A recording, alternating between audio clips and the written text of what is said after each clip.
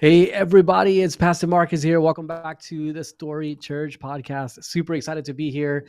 Mario and I dropped the first episode, our comeback episode last week. Mario, I was surprised. We got a lot of listens. I was expecting like 10 people to listen, bro. What were you Yeah, expecting?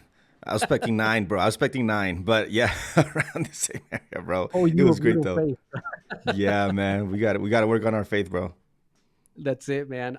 I wasn't expecting. I think I checked yesterday, and there were a few hundred on the podcast, and we were getting close to 100 on YouTube. I think it was probably in the 70s, somewhere in the hmm 70s, hmm which is hmm great because like I haven't really had a YouTube channel for the Story Church project. This is a whole new experience on the project. So, man, we just want to do a shout out to all of you amazing people out there who are hitting Yes. the play button and listening. Thank you so much, you guys. It means a lot to us to know that these conversations are having an impact and that you guys are listening. hmm Yeah, so hmm we're gonna keep it going. We're taking the next step in today's episode, and boy, this is a fiery one, Mario. This is a hmm fiery one. So, how do I introduce this? How do I introduce this? Well, people would have already seen the title to the Yeah, episode. yeah, So you exactly. guys already know what we're going to talk about. They either chose to listen already or they skipped. Yeah, that's it. That's it, man. So the title of this episode is Enough Already. Are Adventists a cult or not? mm, What do you think, Mario? Are we a cult, bro? Are you in a cult? Are you like a cult pastor? dude, it's got its advantages, man. To lead out a cult. Just play. All you haters, come on over, man. Like this is Yeah, good bro. stuff. Dude, it's nuts. Good conversation, man. That's it, bro. Really good conversation. I'll tell you why I want to have this. Um, so a few weeks ago, there was a podcast, a really popular podcast, Meet the Perrys, by Jackie Hill Perry. For those who don't know who Jackie Hill Perry is, she's a Christian hip hop artist and amazing, really talented, man. Really, really talented. I follow her on Instagram, and she's always putting out just really good content. And she's got a podcast, Meet the Perrys, or is it With the Perrys? Man, I can't remember With the now. Perrys, yeah, with the Perrys. Yeah, With the Perrys. Meet Yep. the Perrys. Isn't that a TV show? I think that's a Yeah. TV show. Yeah. Um, with the Perrys. With the Perrys. My apologies, you guys. Um, and they had a guest on there, Dr. Eric Mason, who's a pastor. He has a church, I think, in Philly. And the conversation really was about the Adventist church. And Mason's main point throughout the conversation was, the Adventist church is a cult, and here are the reasons why, right? So he had these Mhm. different doctrines that he was critiquing and pointing out, like, here are the reasons why Adventists, are ABC. And yeah, it kind of blew up because, With the Perrys is a popular podcast. And frankly, a lot of Adventists actually listen to the podcast and like it. Like I said, I follow Jackie Hill on Instagram, love her content. So a lot of Sevies. Sevi, by the way, is what Australians call Adventists. They call them Sevies. Oh, that's Because crazy, bro. That's the first time I heard Australians that, like to bro. shorten. Yeah, Australians like to shorten everything. So if you're a Seventh-day Adventist, you're a Sevi. That's basically what you are, right? So Sounds um, Australian. it's very Australian, Yeah. bro. Very Australian. So yeah, so the whole idea is, are Adventists a cult or not? And that's kind of the question. Like, it started blowing up again. And I haven't seen this topic really for such a long time because I feel like most people have just moved on from this type of conversation, right? And hmm even me, 9 times out of 10, if people are talking about this sort of stuff, I just don't pay it any mind. I feel like all the questions that could be asked have been answered. And the people who act like the questions haven't been answered are the people who are so committed to believing we're a cult that you're not going to ever say anything to change their mind. And that's just the end of mm it. So at some point you got hmm to move on, right? Yeah. But I want to have this conversation because it was on With the Perrys. And Yeah, so it's it's out going there. to an audience that's very different, right? And like a whole new generation. With the Perrys isn't like, not like all the fundamentalists are tuning in to listen, right? Like this is a more younger demographic. Hmm. And I think it's a good opportunity as well to talk about not so much what Dr. Eric Mason said and the kind of accusations he made. We can poke at those a little bit, but I actually want to aim this conversation to us as Adventists and challenge our churches and our pastors and our members to, how do I say it without, without stealing my own thunder, right? Like, but basically challenge us to do better. That's how I'm going to say it. I'm going to put it Hmm. like that. I'm going Hmm. to put it like Hmm. that. So yeah, like, had you heard about this conversation that taken place, or is this the first you hear about this episode?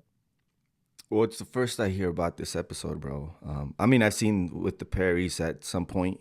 I think probably when they were starting, but didn't see this blow up at all. I need to up my game on on more Christian YouTubers, bro.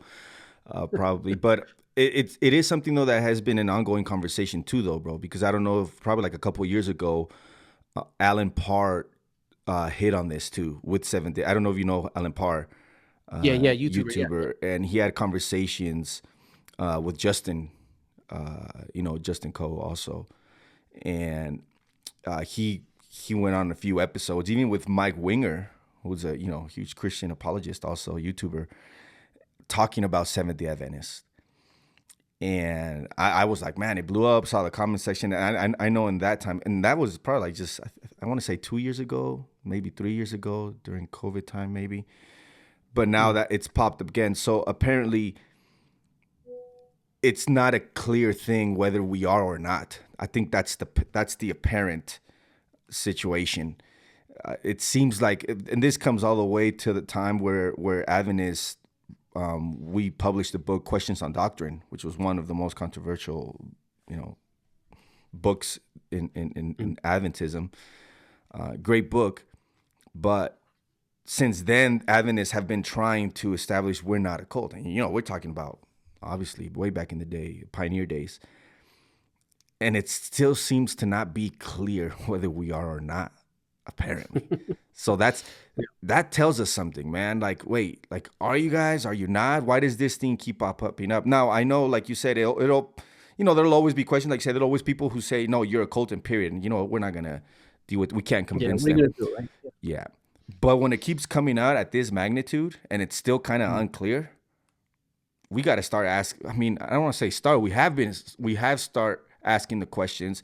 I don't know if we've actually followed through with the actual practice of what we believe, and we'll talk about that a little bit because I think that's where a Yeah, lot of the problem is. that's it, bro. That's it. Well, man, there's a lot of different angles that we could look at this from. We could look at it, from a theological angle. We could look at it from a doctrinal perspective, like poking at the different things that Dr. Mason mentioned, most of which I have to admit were extremely misinformed. Mm-hmm. Really, really misinformed. Like, yeah, and I can get back to that in a little bit, but really, like I said earlier, I think what interests me the most is the more pragmatic side of things, because the Story Church podcast Mm-hmm. isn't, Mm-hmm. this is a podcast by an Adventist for Adventists. Mm-hmm. So I don't need to convince us we're not a cult. We know we're not. Mm-hmm. Um, I need to, I think it's more important to challenge us and again, I use the phrase to do better, which I'll define what I mean by that in a little bit. Yeah, yeah. But that pragmatic angle of it, I think is probably what I'm most interested in. And because the thing is, when it comes to the doctrinal and the theological stuff, like if anyone's like, hey, I heard the episode and I want to know the doctrinal responses to every specific thing that Mason said, go check out Ty Gibson, man. Ty Gibson put out a whole bunch of stuff responding to Eric Mm-hmm. Mason.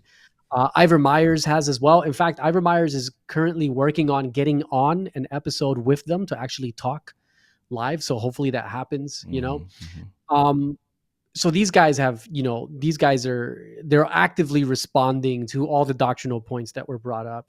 And not only that, but bro, Mario, there's so many books, bro. Like Yeah. seriously. Yeah, there is. Like so much has been written on literally everything this guy was throwing out that I'm like, dude, like this is it gets boring after a while. I think that's the point I'm trying to say. Like it just gets Hmm. boring. Because, like, so I'll give you an example. Like one of the points he made was like, oh, Adventists believe that Michael the archangel is Jesus. So Adventists believe that Jesus is a created angel. And I'm just like, Yeah. I And think I'm we've gonna go written a watch lot some. about that. We've written a Yeah, lot like about it's that, like man. that got yeah. I don't even want to go into it because it's just like I said, you just get bored after a while because it's like, dude, and stuff on the investigative judgment, like, oh, far out how many books have been written on that. And look, the thing is, you may not like the answers that were given, and fair Hmm. enough, that's your prerogative, but it doesn't mean it hasn't been answered. you know Exactly. it would be Yeah. it would be like an atheist saying all Christians um all Christians are fools because God doesn't exist. And we're like, Hmm. dude, have you not read the thousands of years of like apologetics and philosophy and natural Hmm. philosophy? Have you not read the hundreds and hundreds of volumes of like apologists, modern apologists like William Lane Craig?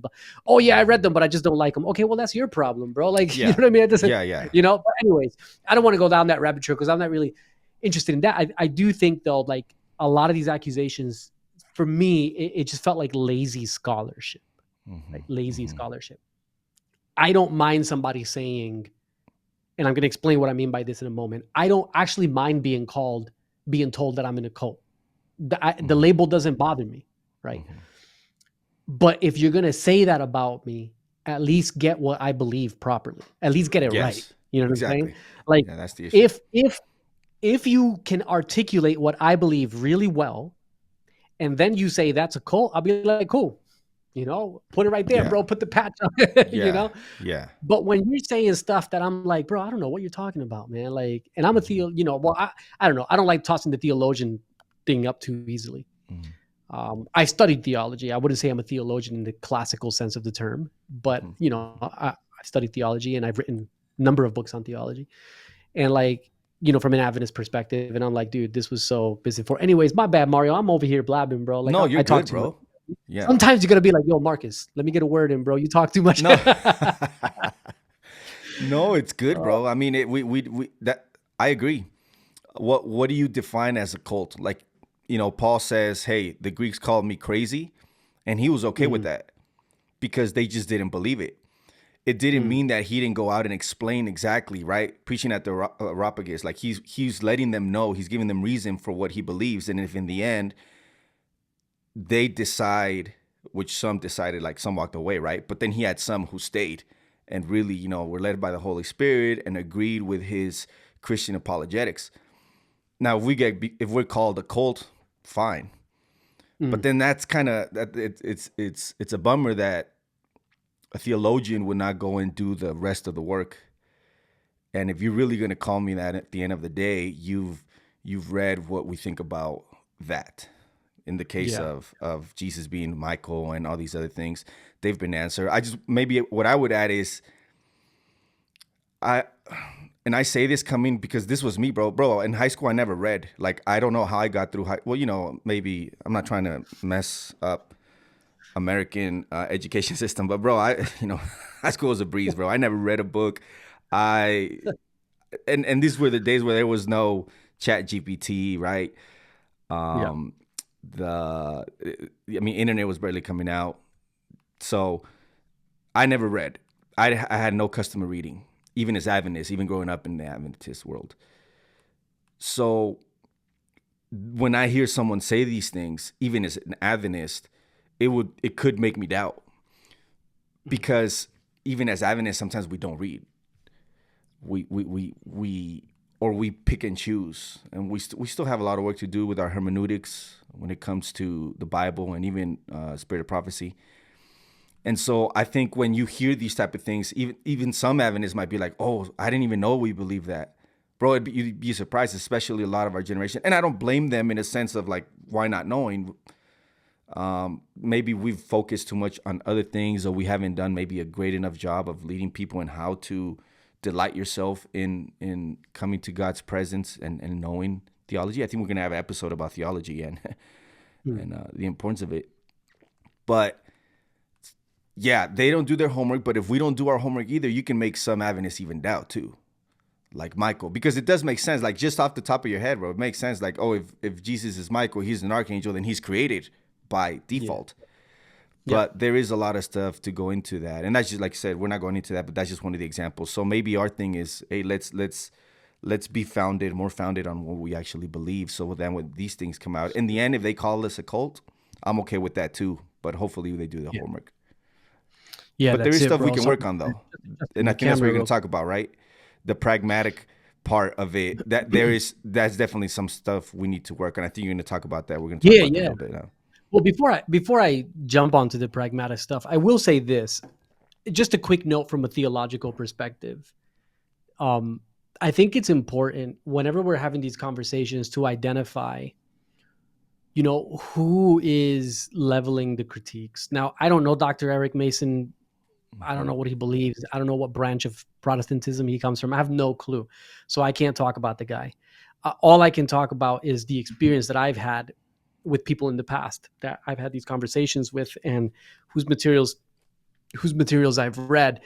And one of the things people need to understand and appreciate is that there are two very, very, very different branches of evangelical Protestantism, Mm-hmm.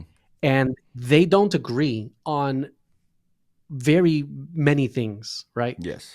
So you have like classical Protestantism, which leans toward a Calvinist theology. Mm-hmm. And then you have Arminian Protestantism, which is a little, probably, I wouldn't say it's not like classical, it's like a little bit more modern, right? Mm-hmm.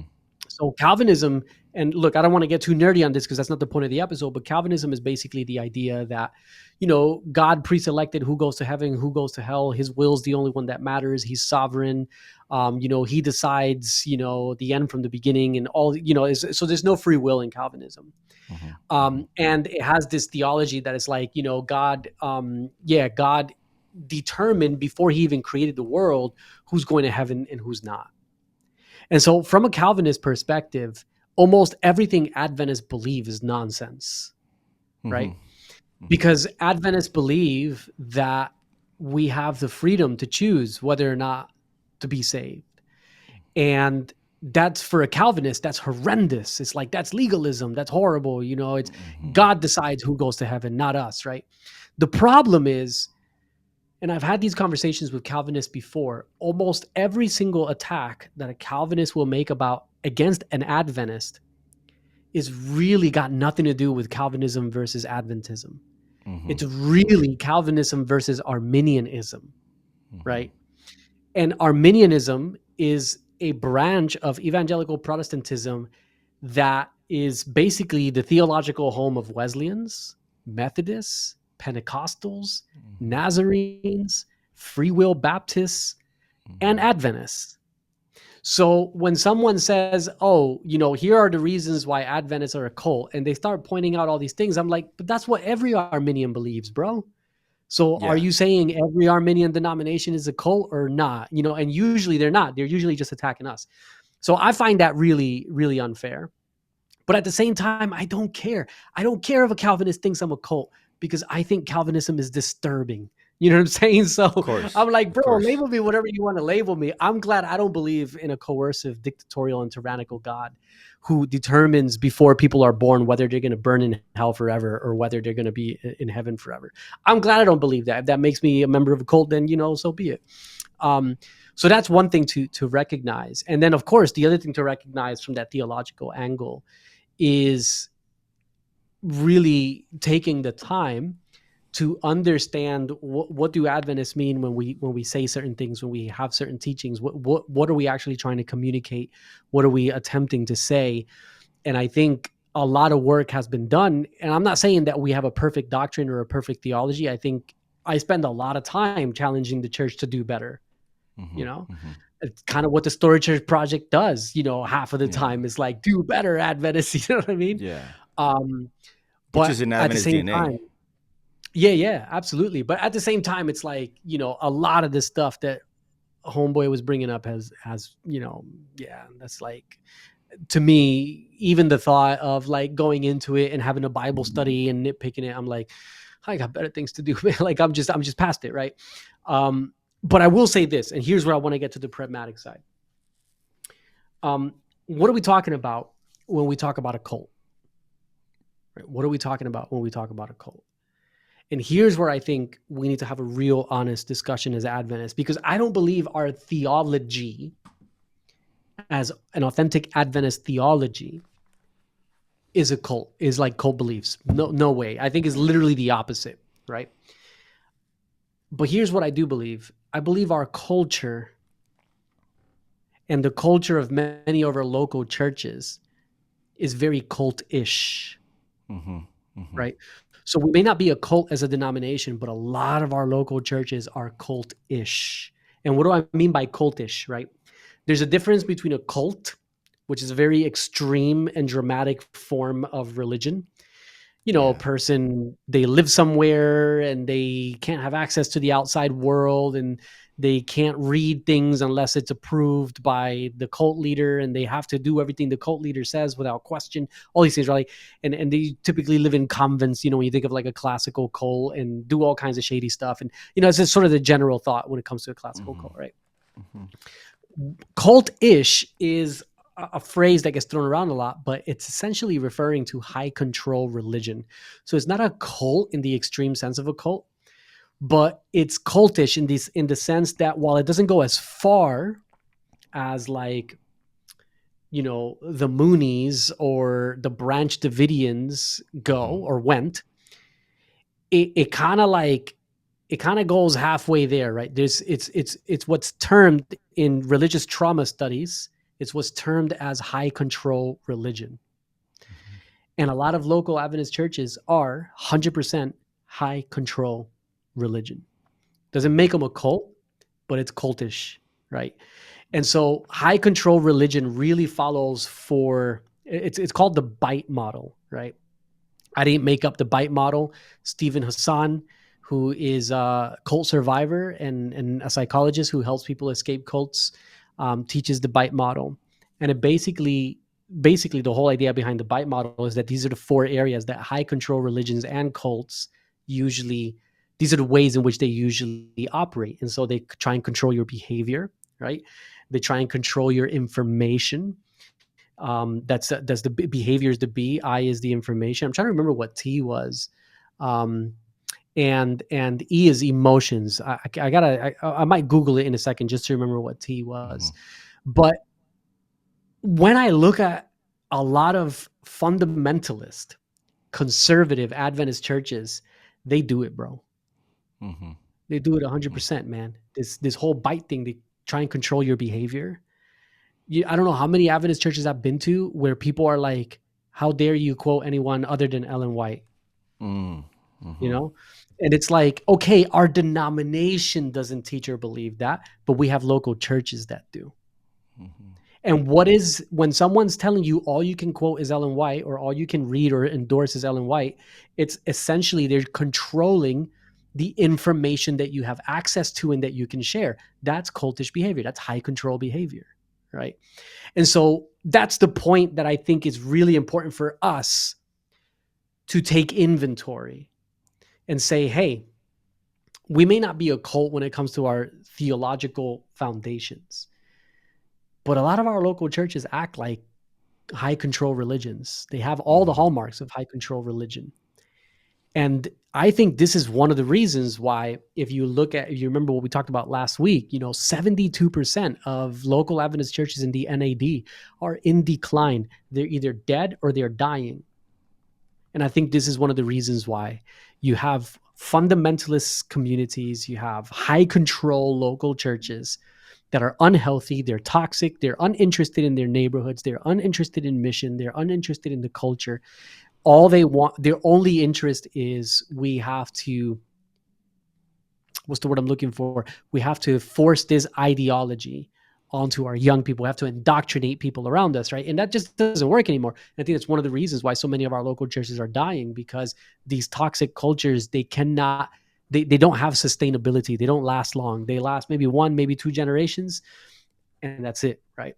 And I think that's a lot of what we're seeing. So anyways, I'm going to pause it, bro. I'm going to Google this bite thing just to make sure I got it right, because the bite model, Stephen Hassan. Let me know what you think. What do you think about the bite model, bro? As you were saying that, bro, I think we have to, like you said, we have to define what cult is. Because this, if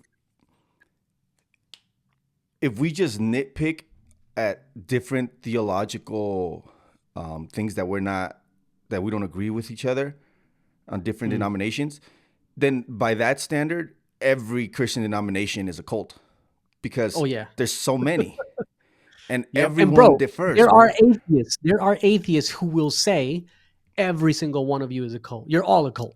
Of I know course. atheists who have said that to me. All you, if you believe that there's a God, you're in a cult. End of story. Like you know what I'm saying? So it's like, yeah, you're right.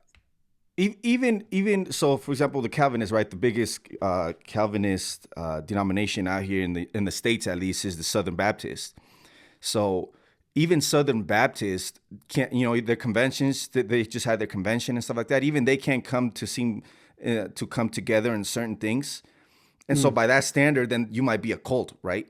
So what they define, at least as a cult, or what they try to get at is, and I think I saw an episode title on the Perrys, because they broke some of the things down from the podcast. So a cult, at least in Protestantism, is one that deviates from at least the major doctrines, which is, the ones you get from like different creeds in Christian history, throughout Christian history. So that would be like Trinity, specifically Christology, like the nature of Jesus, his human nature, his divine nature. And the other one is authority of the Bible, and salvation. Is it by faith, or is it, through works? So those are like the main ones. And I saw one of the titles said that one of their issues, and you mentioned it, is that we think that Jesus is not God, right? He doesn't share in God's nature, God the Father's nature. And so they say that we're a cult because of that. That's one of the main things. If you don't believe Jesus is God, then you deviate from the Trinity. You deviate from everything that historically Christianity has believed in. And by that standard, it does make sense. Problem is, we already said we don't deviate from that. So that's right. We don't, because we believe exactly. We believe in Jesus as God, right? Completely. If they would just dug a little bit deeper, they would have known that. I think the problem comes, bro, when Will you find? Sorry to jump in here. Just really quick. Will you find some ultra conservative, fundamentalist, fanatical Adventists who will say the Trinity is false, Jesus is a created being, or they might say, use the word begotten, it's basically the same thing when it comes down to like the nitty gritties, right? Will you find people like that? Yeah, you will. Yes, 100%. You find people like that in every denomination, man. That doesn't mean that it's what the tenor of our theology. The tenor of our theology is 100% Trinitarian. Jesus is eternal, coexistent deity. He's God, right? End of story. He's not a created being. He's not an angel. He's God. That's Jesus. Yes. We believe that. The salvation is by grace through faith, like the Protestant Reformation. And obviously Arminians and Calvinists define grace through faith differently. Adventists define it the Arminian way. So it's like, hey, if we're a cult for defining it that way, you might as well throw every Pentecostal Methodist and Wesleyan, and, you know what I mean? Yeah. You might as well throw them in the same boat. So you're right, bro. Yeah. And now, and that's the one I want to get to, because that's the problem when it comes to the practice. Unfortunately, a lot of times our practice doesn't line up with our theology. And so, who said this? Our practice speaks more about our theology than our actual theology does. I think that's where the problem comes in. Like you said, and one of the main ones, I would say, I don't think they could get us through whether we think Jesus is God or not, because all Adventists believe that, right? I think one of the biggest issues is salvation by grace through faith.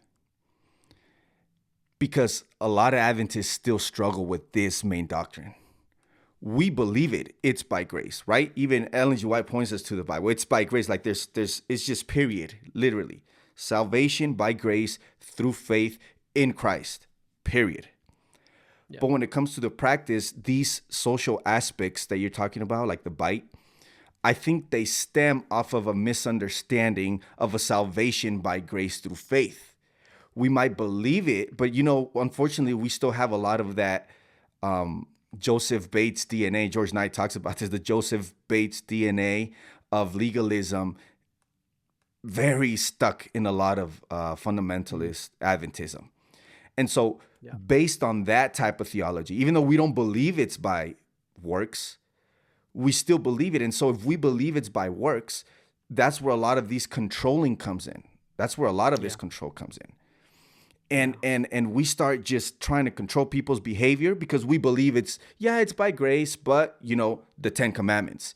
Yeah, it's by grace, but the Sabbath. Yeah, it's by grace, but so that theology, it's crazy because we don't believe in a theology of salvation by works, but it seems that's the one we practice. And that's the one that causes us to become a religion where we start controlling. And you're about to mention all, the ones that you mentioned, the different types of control, shunning, which is one of the aspects of a cult. You start shunning people. You start becoming exclusive. And that exclusiveness doesn't line up with what we believe, what we actually believe of a salvation by grace through faith. It lines up more with hey, you have to keep the Sabbath. If not, we're cutting you out. Hey, you don't go to the theater or else, we cut you. And we start putting up all these walls because it seems that that's the theology we believe in when we just obviously nitpick different parts of Ellen G. White. Like you said, only what Ellen G. If you think about it, bro, most people that just think about Ellen G. White and you can only quote her, or you can only talk about her, that DNA is very legalistic. It's always a by works type of religion. And that's why they want to lift her up, because they're always bringing up that parts of Ellen G. White, which are like, do this, do this, do this, do this. It's all it's about doing. And if you trace that doctrine, it comes down, like even right now, the big issue of the last generation theology, it's that's the type of issue, the salvation by works. That doesn't line up with what we actually believe. So when it comes to the practice, it seems like we're practicing a cultic, because if we don't believe in salvation by grace through faith, then yes, we're officially a cult. Like automatically we're a cult. If you believe salvation is by works, by definition of what Protestants define as a cult, we would be a cult. But we don't believe that. Unfortunately, there's a lot of churches that don't practice that. So, and it leads to those other, the bite thing that you're talking about. Yeah, I think that's where, there's the disconnect. There's the disconnect between where the tenor of our theology and our theologians move and what you find in a lot of local churches. And here's what I would say. I think, and we're actually going to talk about this in the next episode. So this episode and the next episode are going to be very connected, because in the next episode, we're wrestling with the question, is Adventism headed for a split? And so that's going to be a fun episode, you guys. Tune in for that. That's going to be, that's going to be fire. I'm glad I'm not an employee anymore. I'm just kidding. It's not going to be toxic, you guys. That's not how we roll at the story. No. It'll be good. It'll be good. We got a positive. I am though, bro. I'm still an employee, bro. Still. It'll be good, bro. We're building up the people here, man. We're not knocking them down. Yeah. But here's the thing, man. I think when it comes to any perspective, I don't care what it is. I don't care if it's Hinduism, Buddhism, New Age, atheism, whatever it is. The moment you have a fundamentalist mood that takes over that belief system, it becomes ugly. Now, let me tell you something, bro. I'm actually, since leaving church employment, one of the things that I did was I got certified as in religious trauma studies, so that I could work with religious trauma survivors. people who have been harmed severely by toxic and abusive teachings in the church, Mm-hmm. and help them heal, right? And I wanted to do that because it's a part of my own story. I've experienced that from very conservative fundamentalist Adventism, and I wanted to help others heal and discover Jesus, discover the goodness of his love, his heart, grace, all those things, right? So I went and I did this course on religious trauma studies. Mm-hmm. The crazy thing is the course was full of people from all kinds of denominations. And there weren't Mm-hmm. any Adventists in there. I think probably because there's not that many of us to begin with. Mm-hmm. But there were all kinds of denominations there, bro. Like all kinds of denominations. And even since then, I have worked as a coach with religious trauma clients to Mm-hmm. help them process through some coaching modalities their wounds. And most of them have been from other denominations. And look, I'm not going to put denominations on blast here because that's not that's not my thing. But I will say this: a lot of the denominations that I run into quite often are very popular denominations, Mm-hmm. and none Mm-hmm. of them are Adventist, and none of Mm-hmm. them are Mormon either, or Jehovah's Witnesses. Not saying that religious trauma doesn't happen in those communities, they certainly do, but I'm just trying to emphasize that the people that I have to work with the most, and the ones that were represented in this course that I did the most, were actually your mom and pop evangelical church from down the street that Mm-hmm. has a Mm-hmm. very cool factor to it, and you think, oh, this is a Mm-hmm. great place to, and there's it's like when you look underneath the hood, you start to see a lot of stuff that's like, whoa.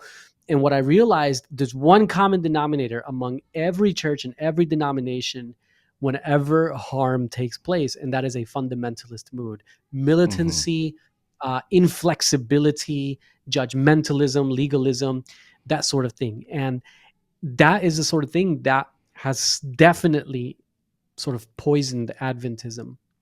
Not that we didn't have issues before, but this just made it worse, Yeah. almost impossible to escape. And so now you have articulations of Adventism. And I'm kind of jumping into the next episode, so I'm going to back off here in a minute. But Yeah. you Yeah. have articulations of Adventist theology, and you have Seventh-day Adventists that I personally can't be around. Mm-hmm. Like when I find myself in those environments, I'm like, dude, I gotta go, man. This ain't my Mm-hmm. scene. This is Mm-hmm. too toxic, man. This is sectarian, narcissistic, just really, really ugly. And I'm not saying that I'm holier than thou and that like everybody's got their issues, but I just can't be in this environment. I can't be around these folk. It's just too Mm-hmm. toxic. Mm-hmm. And that is, that's people like who have the same label, you know what I mean? Like the same Yeah. denominational label, right? So I think it's important to recognize the impact that fundamentalism has had on our denomination. And so this is where, when it comes to the pragmatics, this is what I say. I say, and I believe this 100%. And look, maybe I'm wrong. I don't know. Like I ain't a prophet, right? But this is what I Yeah. believe. I believe if our denomination is going to have a future, if we are going to make a meaningful difference in the world as Adventists, right? If we're going to show up with a mission of love and a message that's relevant, there's only one way that's going to happen at this stage. And that is, we need a flood of missional, relational Adventist believers who take on the challenge of birthing new local church communities. Mm-hmm. Mm-hmm. I don't think we're going to have a new future as a denomination by just trying to placate the established churches that are there. Like I said, 72% of them are in decline, according to statistics. And most of them are likely in decline because they're out of touch, they're tone deaf, they're unhealthy, they're toxic, right? And they have become so trapped in this slough of fundamentalist legalism that you ain't getting them out. I was a pastor for 10 Mm-hmm. years, man. I worked in some churches and I tried getting them out and I couldn't get them out. And there's two reasons why I couldn't get them out. Number one, man, that mud was deep. But number two, your typical Adventist pastor isn't present at a local church long enough or often enough to make that kind of difference, because you Mm-hmm. usually have a district, so you're jumping around from church to church. You're not present long enough and often enough to actually change it. And so you end up just babysitting and just oiling a machine until you move on. And then the church just sort of chugs along with the same nonsense year after year, decade after decade. And that's one of the reasons why I decided, look, I'm going to move out of church employment. I'm going to transition out because I want to fully invest myself in the mission of birthing new local Adventist churches with a different culture, with a different DNA, grounded in grace, in relational theology, not religious theology. And we need to flood the world with this, bro. We need to flood our Mm-hmm. movement with this, Mm-hmm. because this is the only future that I see for our denomination, is if we make this shift. So anyways, bro, that's just Yeah. that's just me Yeah. with my wonky theories, bro. So No, I think it makes sense, bro. But just to kind of close down now and seeing, circling back, closing the loop, you said that fundamentalism is what kind of messed this up. And I want to kind of remind, fundamentalism wasn't, at least doctrinal fundamentalism, came from Protestantism. It didn't come out of Adventist theology. So if by that standard, because fundamentalism leads to having what you called a high control religion, right? Fundamentalism leads to that. Not believing in theory that salvation is by grace through faith, but in the practice, we still think it's through works. You can find that actually came from from Protestantism. That fundamentalism DNA came from Protestantism. So if by that primarily from standard, Calvinist circles. specifically from Calvinist circles. So, obviously it was in response to liberalism, but still, it didn't do the church a service. If by that standard you're a cult, then that goes outside of Adventism. That like you said, that could have, like you just said, most of the people you were dealing with in the trauma thing weren't even Adventists. So by that standard, everybody, like a whole bunch of denominations, are a cult. So Yeah. I feel that's kind of, in a way, we can defend ourselves by saying, hey, not that we need to, but we're not, by that standard, we're not a cult. But we still need to do better. Yeah. That takes us to the other part. Just because by paper we believe certain things, it's not just by paper. That's what we actually sought the Bible. Our pioneers actually believe this through heart, and through debate and through everything they went through. We believe in salvation by grace through faith. But we need to do better in actually practicing that. Yeah. And not practicing that fundamentalism that came in and then causing just breaking relationships and putting the institution, or putting and that's what I think an occult does in the end. Like you said, high religion or high controlling religion puts the institution above people in the end. So it's more An about our ideology. image, an ideology. Yeah, right. So you create an exclusive VIP group, and salvation by grace through faith is by definition inclusive. Like that if that's what you believe, it's like you have to be inclusive. If it's by grace, if it's by works, definitely you pick and choose, because not everyone does the same works. But if it's by grace and through faith, by definition, it's inclusive. And I think that's what we need to do a better job about. And we'll talk about that too in the next episode, like you said. Absolutely, man. And like I said, bro, just to wrap this one up, for those of you who are listening, if you want to see a better future for this church, get equipped and start planting churches. I'm dead serious, man. I ain't even joking. Get equipped and start planting new churches with new cultures. Now, I'm not going to sit here and romanticize it, because I'm a church planter, right? So I'm not going to sit here and romanticize it and pretend like it's easy and cute and that there's no challenges and obstacles. There definitely are. And I'm not going to pretend like planting a church is a magical solution to all the problems that we face. You're going to find new problems, right? There's always going to be issues. The devil's always going to be after us, man, wreaking havoc. 100%. But the point that I'm trying to say is, if you want to see a future for this movement, if you want to reverse the 72% decline of churches, the answer is not go to those churches and fix them. No, that is not the answer. We got to plant new churches, man. We got to get young people with energy, with passion, who are tired of religion, who are ready to not only have a relationship with Jesus, but build relational communities that are not fundamentalist, that are not sectarian, that are not narcissistic, communities that are authentic and honest and raw, where love is the mission, right? Where people are everything, right? We need those type of churches. And I think if we have that culture with our theological understanding, which is really Adventist theology is really all about, is God good or not? That's literally what Adventist theology Yeah. is about. Like, what's his heart like? So if you Yes. have a theology of the heart of God and you have communities that are like the heartbeat of God in the city, in the neighborhood, relational, incarnational, relevant. I just think the combination of those two, it will flood the earth with the glory of God. And that's what we need. And in case you're thinking, hey, but Marcus, we can't abandon the churches. I'm not saying abandon the churches. The churches that are there, God has a work for them, and he will put specific people in them to do whatever work he has for them. But what I am saying is don't sit on your hands on a pew for the next 10, 15, 20 years thinking, oh, I got to change the church. It's not going to happen. It's not going to happen. Pastors who are paid to change the church full time can barely change the church, right? Lay people ain't gonna do it.